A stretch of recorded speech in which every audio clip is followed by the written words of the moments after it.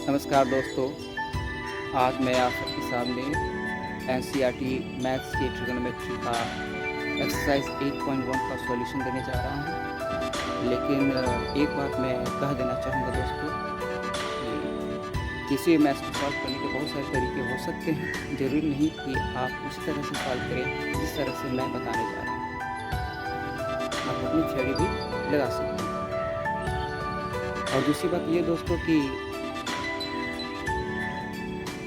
सबसे पहले आपको खुद से ही ट्राई करनी चाहिए, या मेरी वीडियो भी देखते हैं तो इसके बाद आप खुद से ट्राई करें, और अगर फिर नहीं हो पाता है तो आप मेरे तरीके को फॉलो करें। मैं हूँ आपका दोस्त, होस्ट, टीचर रंजीत कुमार, और आप देख रहे हैं अपना यूट्यूब चैनल मैथ्स मार्क्स, जिसमें हम कोशिश करते हैं कि स्टूडेंट्स की अधिक से अधिक मार्क्स आ सकें। तो चलिए वीडियो शुरू करते हैं। तो ये है आपका एक्सरसाइज 8.1 जो कि ट्रिगो का है एनसीईआरटी बुक में। तो सवाल नंबर 1 है कि एक ट्रायंगल एबीसी है, तो चलिए ड्रॉ करते हैं। और उसने बोल दिया AB 24 है और बी पे राइट एंगल है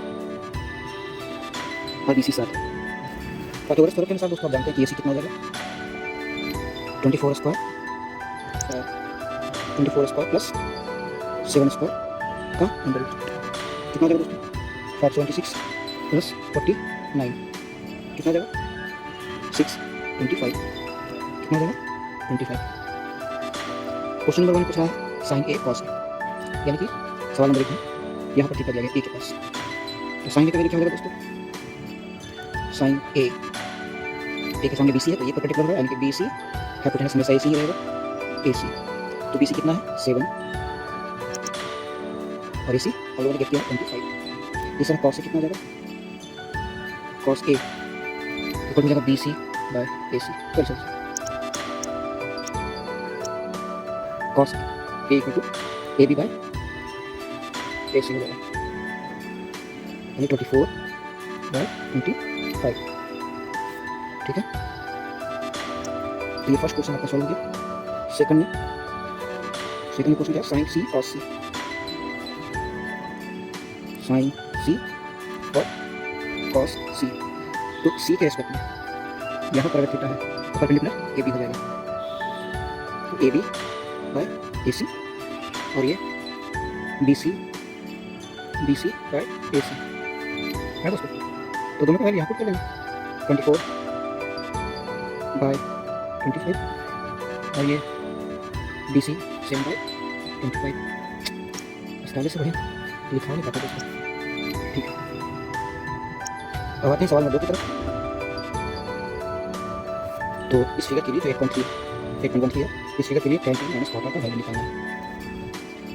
तो tan P minus cot R, tan P यानी कि tan P के अनुसार P के सामने QR, ये परपेंडिकुलर हो गया QR बाय PQ, और cot में B बाय P होता है, तो R के सामने QR वही चीज़ हो जाएगा दोस्तों, QR बाय PQ। सॉरी यहाँ माइनस है, इसका वैल्यू तो यूँ ही होगा 0, वैल्यू बैठाने की जरूरत है ही नहीं।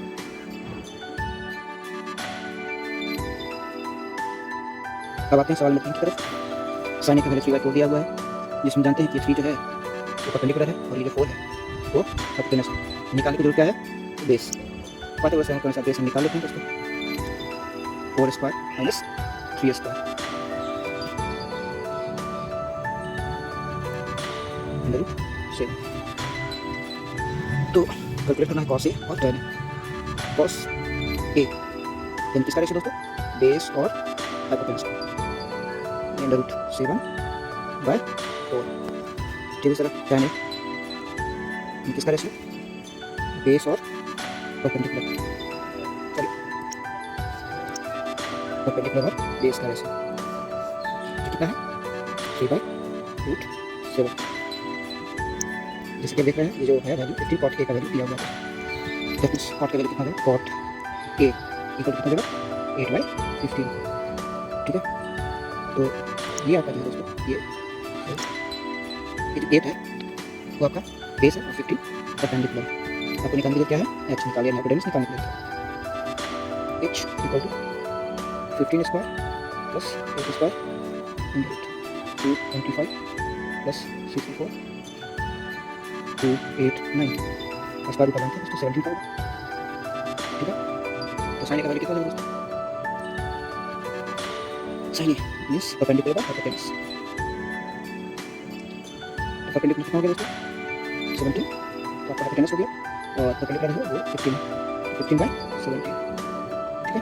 और किसका वैल्यू, सेक का वैल्यू, तो सेक ए दैट मींस हाइपोटेनस और बेस का रेशियो, हाइपोटेनस को 17 हम लोग गिफ्ट कर ही चुके हैं और बेस जो है वो तो क्वेश्चन में दिया हुआ है 8 में लिख दिया, हो गया आंसर हो गया। सवाल नंबर 5 है, सेक का वैल्यू दिया हुआ है और बाकी सारा ट्री रेशियो निकालना है। तो सबसे पहले सेक दिया हुआ है एंड ये जो आपका 13 दिया हुआ है दोस्तों, जैसे कि जानते हैं कि सेक थीटा क्या होता है दोस्तों, सेक थीटा जो है वो हाइपोटेनस और बेस का रेशियो है। तो ये आपका जो है दोस्तों, ये आपका हाइपोटेनस है और ये आपका बेस है। निकालने के लिए क्या है, परपेंडिकुलर, तो परपेंडिकुलर इक्वल टू जानते हैं क्या करना है, थर्टी स्क्वायर माइनस 12 स्क्वायर कितना हो जाएगा, cos 5 हो जाएगा, ठीक है। तो साइन का वैल्यू e बाई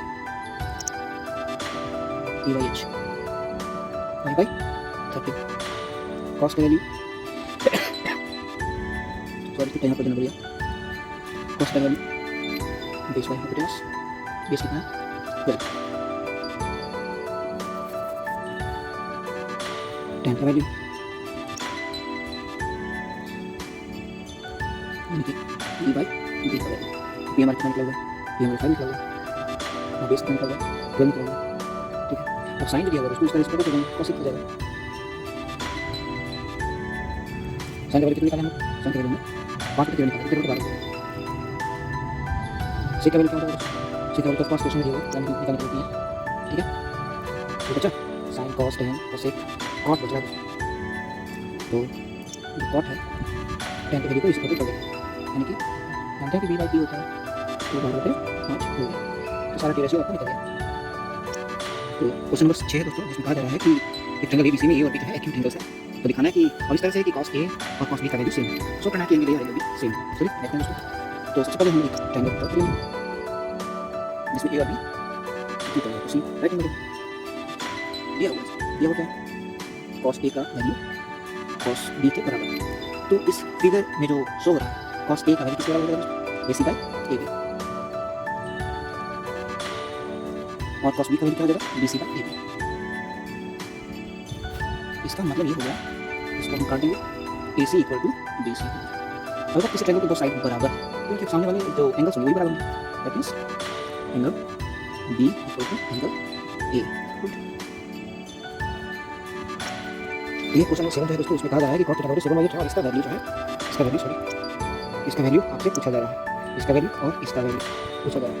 तो करना क्या है दोस्तों, दो तरह से कर सकते हैं, ये cos थीटा का वैल्यू है, इसका यूज़ करते हुए साइन और cos का वैल्यू गेट करना है, इसको पुट करना है, और एक हम अलजेब्रिक फॉर्मूला लगा करके भी इसका वैल्यू निकाल सकते हैं। देखिए कैसे बनता है, जैसे कि दिया हुआ है दोस्तों, दिया हुआ है 1 plus sine theta into 1 plus 1 minus sine theta बटे 1 plus cos theta into 1 minus cos theta. तो हम लोग जानते हैं दोस्तों क्या होता है यह है a plus B into A minus B equal to A square minus B square होता है दोस्तों, ये पहले ही जानते हैं, ठीक है दोस्तों। तो यहाँ भी हम लिख सकते हैं क्या, 1 स्क्वायर माइनस साइन स्क्वायर, ठीक है, और यहाँ भी लिखते हैं 1 स्क्वायर माइनस कॉस स्क्वायर, इसे डिलीट करते हैं दोस्तों।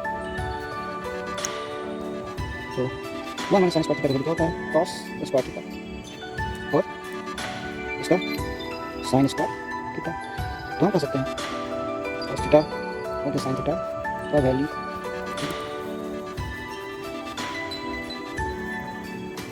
तो ऑफ कोर्स किसका वैल्यू होता है दोस्तों, ये रहता है cot theta cot square theta, जो कि आप सेकंड के बराबर भी हो गया, सेकंड में एक शब्द हो जाएगा। लेकिन दोस्तों चूंकि अभी तक चैप्टर 1 में आपको आइडेंटिटी प्रूव नहीं करना है, इसीलिए आपको वैल्यू निकाल के बैठाना चाहिए, एग्जाम में तो आप इस तरह से बना सकते हैं। चलिए दूसरी तरह से बना लेते हैं।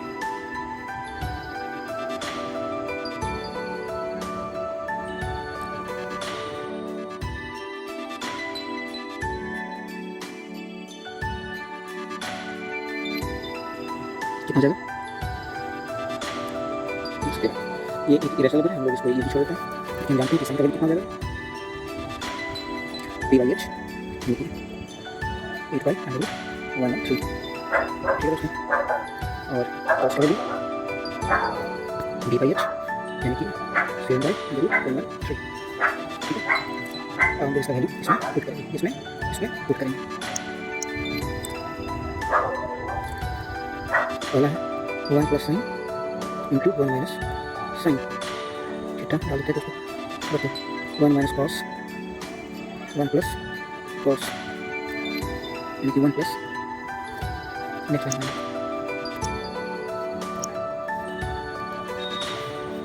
तो 1 प्लस साइन का वैल्यू हम लोगों ने निकाला है 8/√1/3, 1 माइनस 8/√1/3। कॉस का वैल्यू भी हम लोग ने गेट कर लिया है 1 माइनस 7/√113, 1 प्लस 7/√113, ठीक है। तो यहाँ हो जाएगा 1 स्क्वायर माइनस 8/√113 का square divided by 1 square minus 7/√113 का स्क्वायर, ठीक है दोस्तों। तो क्या हो जाएगा 1/64/113 डिवाइडेड बाई 1 माइनस 49/113, तो यह कितना जाएगा? 113 माइनस 64/113 डिवाइडेड बाई 113 माइनस 49/113। देखो कैसे चौसठ जाएंगे तो क्या आएगा? तो 13 से 4 गया 9 और 10 यानी 49, क्या हो जाएगा? 49/113 डिवाइडेड बाई 113 यानी कि 64 डिवाइड बाई 113, तो हम कह सकते हैं 49/113 इंटू 113/64 रिड्यूस हो जाएगा 49/64। तो ये आपका आंसर होगा फर्स्ट में। सेकंड में आपका वैल्यू पूछा है दोस्तों, सेकंड क्वेश्चन जो है उसमें आपका कॉट थीटा स्क्वायर थीटा पूछा है। सेकंड क्वेश्चन जो है उसमें आपका कॉट स्क्वायर थीटा का वैल्यू पूछा जाएगा, दैट मीन्स b/p का होल स्क्वायर पूछा जाएगा। तो कितना है बेस आप लोग को पहले ही निकाला जा चुका है, ऊपर टेबल तो पहले दिया 7/8, इसी का स्क्वायर कर लेंगे 7/8 का होल स्क्वायर और 49/64, ये आपका सेकंड आंसर होगा दोस्तों। सवाल नंबर 8 देखिए बहुत ईजी है दोस्तों, 3/4 तो क्या हो जाएगा? कॉट ए इक्वल हो जाएगा 4/3, ये जो 4 है वो आपका बेस है और 3 जो है आपका परपेंडिकुलर, कुछ निकालने की जरूरत है। हाफ इनवर्स कितना हो जाएगा? हाफ इनवर्स हो जाएगा आपका 4 स्क्वायर प्लस 3 स्क्वायर अंदर यानी कि 5। अब सबसे पहले निकालना है LHS लेफ्ट हैंड साइड, यानी कि हम लोग इसका वैल्यू निकालेंगे, इसका वैल्यू हम लोग निकाल रहे हैं LHS। आपको पता है इसको LHS कहते हैं और इसको RHS कहते हैं, ये तो पहले बताने की जरूरत नहीं है। 12 से 1 माइनस 10, तो ये है 1 minus tan square theta 1 plus tan square theta, sorry theta नहीं ये है, कोई बात नहीं, वही है 1 माइनस, क्योंकि कॉट का वैल्यू 1/3 है तो 10/3/4 हो जाएगा 3/4 डिवाइड बाई 1 प्लस 3/4 का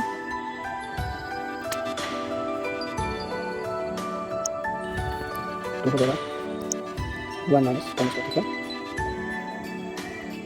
1 प्लस tan स्क्वायर थीटा और एक अगर कितना 4/3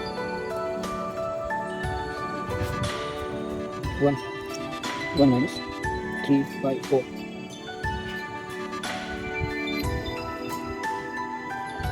1 plus 3/4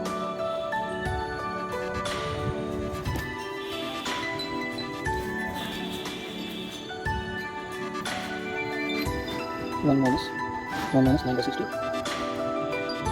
divided by 1 minus 1 plus ये तो मोबाइल फोन हो गया 1 plus 9/60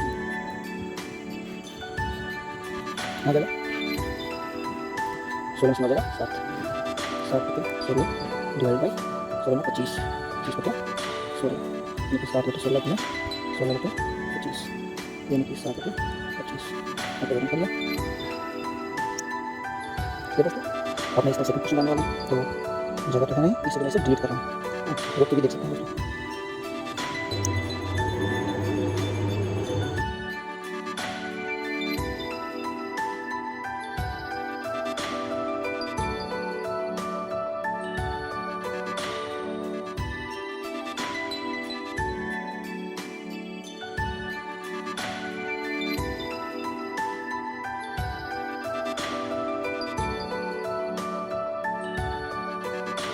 तो ये क्वेश्चन नंबर 9 है जिसमें आपको tan a का वैल्यू दिया हुआ है और इसका वैल्यू पूछा जा रहा है।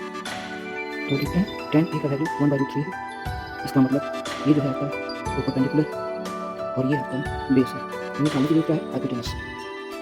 हाइपोटेनस इक्वल टू जानते हैं आप लोग, तो √3 स्क्वायर प्लस 1 स्क्वायर यानी कि 2।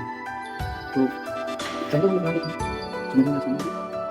ए बी सी तो इसके इस फिगर के अनुसार साइन ए का वैल्यू कितना हो जाएगा, साइन ए का वैल्यू हो जाएगा BC by AC, BC by AC, ठीक है। यानी कि जो हमारा परपेंडिकुलर है 1 है और AC जो है वो हमारा 2 है हाइपोटेनस। सही है। इस प्रकार cos A का वैल्यू कितना हो जाएगा, तो AB by AC that means √3/2। अब हम लोग साइन और कॉस का वैल्यू सी के लिए निकाल लेते हैं। साइन सी का मतलब ए बी बाई ए सी, जिसका वैल्यू हम लोग पहले से निकाल बैठे हैं √3/2।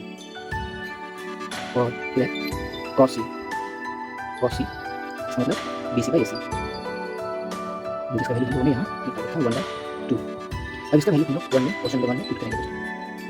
Question number sine A into cos C, sine A into cos C plus cos A plus cos A into sine C.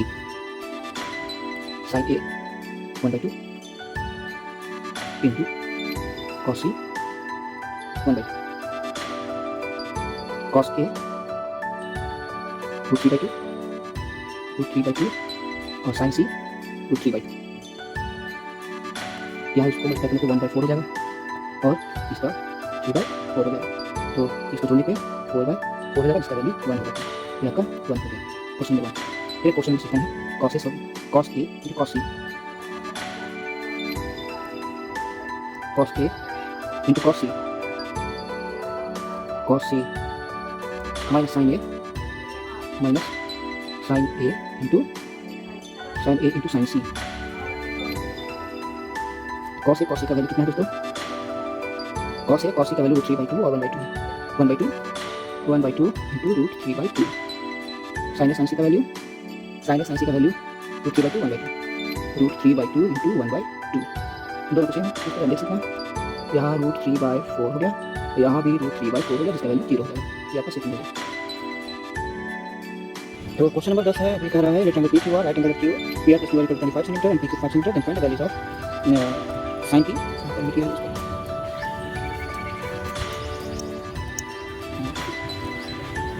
sin P, cos P and tan P। तो चलिए हम लोग रेक्टेंगल ड्रॉ कर लेते हैं।